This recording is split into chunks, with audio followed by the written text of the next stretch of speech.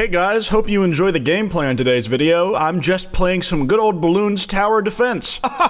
Silly me, it's actually Black Ops 3 for the PC. It's a mod for Call of Duty Zombies created using official mod tools endorsed and made by Treyarch. If you guys don't know, there's a really thriving Black Ops 3 modding scene specifically for zombies where they're just dumping new content daily. There's thousands of entries in the Steam Workshop that are really easy to install. It's a really good time if you haven't checked it out and you're looking for that old school zombies formula. Great video on it made by Marco Styles if you're at all interested, but the reason that I chose this game for the background footage of today's video is very specific. If you didn't know, for however long, recently there has been this mod being developed for Call of Duty Modern Warfare Remastered. It's called H2M, and basically it sought out to remaster the multiplayer for the original Modern Warfare 2, first released in 2009, and if you grew up like I did on Xbox Live lobbies getting called slurs, where I learned most of them for the first time, then you know it was a certified banger. You see, the Modern Warfare Remaster was a complete remaster of the entire game. It included the campaign, the multiplayer, and honestly, despite some PC performance issues, it is to me one of the gold standards to look in regards to remastering games and updating them to the modern age. If you haven't played Modern Warfare before, the original one, that is by far the way to play it. The original Modern Warfare 2 from 2009, not to be confused with Modern Warfare 2 released in 2022, also got a remaster the day after I turned 20, which was really awesome and cool. The thing is, Modern Warfare 2 only got the campaign remastered, which was a very interesting choice, but is still the best way to play that campaign, in my opinion at least. And it was genuinely really well done, but it didn't have its multiplayer updated, and there was a void in people's soul for wanting to revisit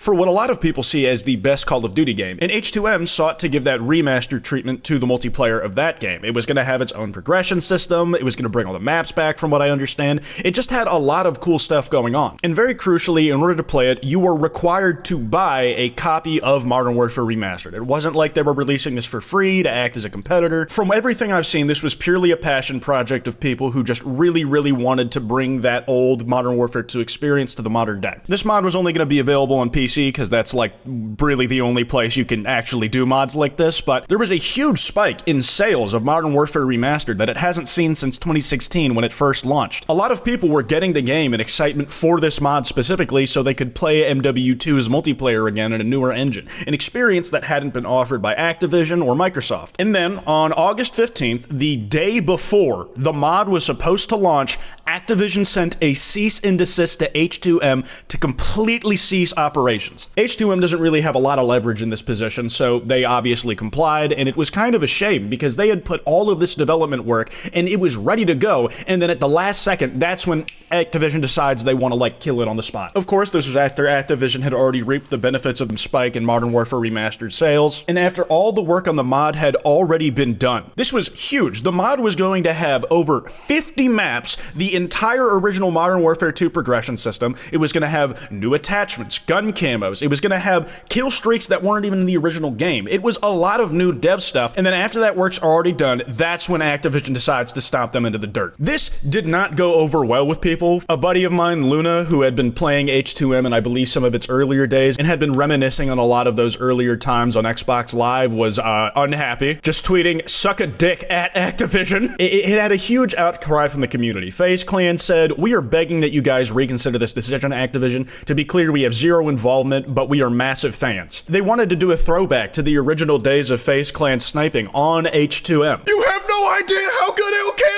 Oh my god! It's gotten a lot of community backlash. Modern Warfare Remastered is currently sitting at mostly negative on Steam right now because of so many people who were mad about the change. And a lot of people just straight up refunded the game because they had only bought it to play this mod. A remaster of an almost 20-year-old game, the remaster itself, which is almost a decade old now, still costing $40, still had people buying it because they were excited for this mod that would give people an experience that Activision themselves was not offering, unless you count remastering all the old MW2 maps for the rushed release of Modern Warfare 3, you know, the second one that released last year in 2023. It's very easy to follow, I know. It's overwhelmingly negative on Steam.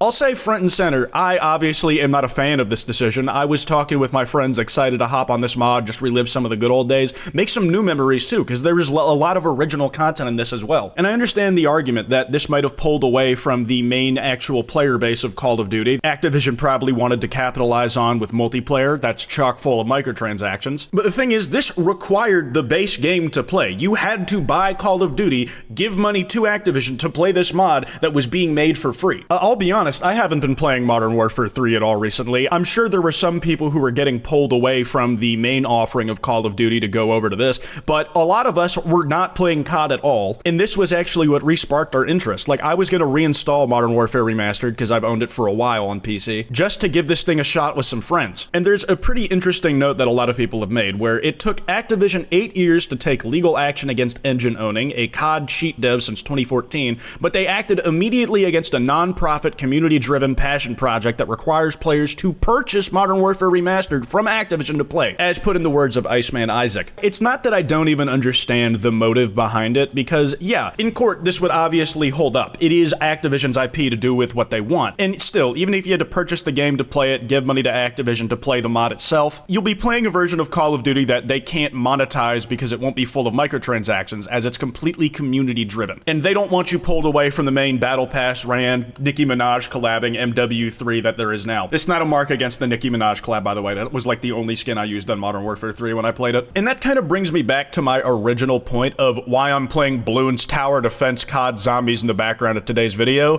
What the fuck happened? There was an era of Call of Duty where modding was embraced, downright endorsed by the developers themselves. COD 4 gave way to some of the most legendary mods that have been since incorporated as official game modes in Call of Duty. Prop Hunt started off as a mod on COD 4 on PC only and has now been released in pretty much every recent COD game as limited time game modes. And that's just one of many stories. There was also the Galactic Warfare overhaul, which turned Call of Duty into Star Wars, and it was really cool. It had Star Wars themed maps, Star Wars themed guns, it had Star Wars themed teams. World at War had official mod tools for making custom zombies maps, a core part of my childhood, something I loved playing all the time in the wake of waiting for more DLC to happen. And as recently as Black Ops 3, only a year before COD Modern Warfare Remastered actually got released, they released mod tools for Call of Duty Zombies on that game. Well, post-launch as well, and Black Ops 3 Zombies is alive and thriving. It is probably the best way to play zombies in my humble opinion to date. That game is kept alive and is getting extra sales because of the mods on it. Everybody knows that Bethesda having active mod support is part of why their games have such a longer shelf life than they would otherwise. It's why Starfield has a chance in hell of actually maybe making a comeback if people can fix everything wrong with that game, which there is a lot. All the way back around to this, where a mod revitalized the Modern Warfare community into buying that game full price, which is still $40, don't forget that, and instead of nipping it in the bud so that people didn't get their hopes up and maybe would have made a smaller shit fit, they wait till the day before the launch of the mod, when all the hype is riding, when this thing has the most eyes on it probably ever will,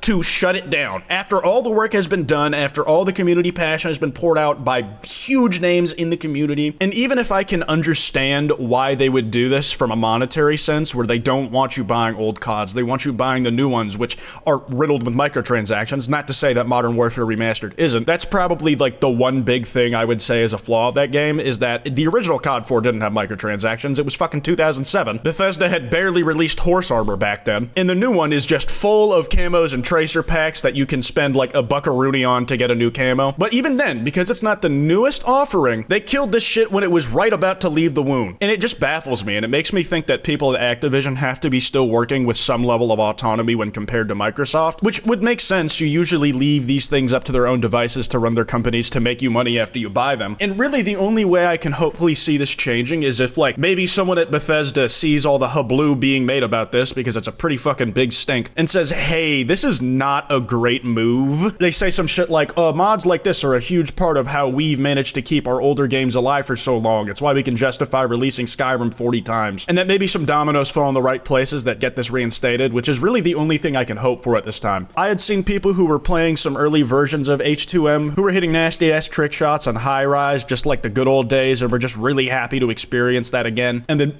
gone like that. But yeah, even if I can understand all the motives, the timing is absolutely nonsensical to me. Like, why the day before? Why let them go through all the trouble? Why let them get all the publicity and the hype and the entire community behind them just to kill it when it's about to be birthed? I don't know. I guess I was just kind of hoping to see a renaissance in COD modding as well, because it really hasn't been officially supported since Black Ops 3. A game that is, again, 10 years old. In my head, this feels like it should have been a wake-up call to Activision that, hey, there's a lot of interest in these older games. games. There's ways to keep them alive. Like, you want to cash in on nostalgia, talk about, like, just fucking remasters and giving mod support on these older games put to newer engines. When you take the potential financial loss out of it, it doesn't make a lot of sense to me, considering the finances that you could actually gain from it, buying the fucking game, and that you will not get to reap the rewards of because everybody's refunding it. But beyond that, it's also just a major bummer. Anyways, I really hope that Activision revisits the decision, and that, like, maybe they'll hear the outcry from popular community pillars like FaZe Clan, whoever you feel about them, and that hopefully this mod can get reinstated and we can course correct the trip, get our fairy tale ending, that whole sort of thing. I don't have much more to say on this topic. I kind of just wanted to whinge about it for a little bit. Thank you guys for watching. As always, if you guys want to send topics to that kwytebox@gmail.com email, that's in the description below, and I check it every now and then. Yeah, that's all I got. Piss off.